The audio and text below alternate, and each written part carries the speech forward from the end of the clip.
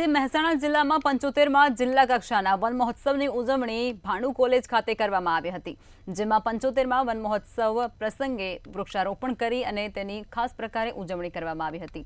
જિલ્લાના વન અને વન્યજીવો માટે વિશેષ કામગીરી કરનાર વન અધિકારીઓ અને વન કર્મચારીઓને પારિતોષિક આપી અને સન્માનિત કરવામાં આવ્યા હતા।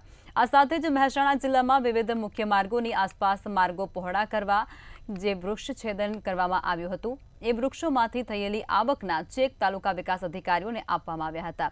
આ 75માં વન મહોત્સવ પ્રસંગે પર્યાવરણ, વન અને વન્યજીવોનું રક્ષણ કરવા માટે લોકોને પ્રોત્સાહિત કરવામાં આવ્યા હતા અને આરોગ્ય મંત્રી સહિત મહાનુભાવો પણ વૃક્ષારોપણમાં જોડાયા હતા। મોટી સંખ્યામાં વૃક્ષારોપણ કરવા અને પર્યાવરણ બચાવવા માટે આરોગ્ય મંત્રીએ લોકોને આહવાન પણ કર્યું હતું।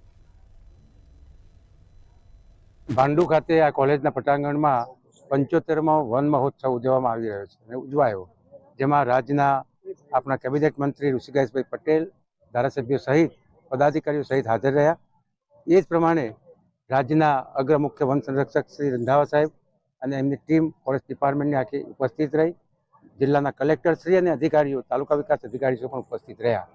આ વન મહોત્સવ દ્વારા જિલ્લા કક્ષાના વન મહોત્સવ દ્વારા ડિપાર્ટમેન્ટ પછી તાલુકા કક્ષાના વન મહોત્સવ ઉજવતું હોય છે અને ગામડાઓમાં પણ વન મહોત્સવના માધ્યમ દ્વારા ગામે ગામ વૃક્ષોનું વાવેતર થાય અને પર્યાવરણમાં વૃદ્ધિ થાય એ કામગીરી સરસ રીતે, સુંદર રીતે કરવામાં આવી રહી છે અને ગુજરાત સરકારની વિવિધ યોજનાઓનું અમલીકરણ ગામ સુધી, રોડની બંને સાઈડ સુધી, ગ્રામ વન સુધી પહોંચે એની કાળજી ડિપાર્ટમેન્ટ પણ રાખે છે।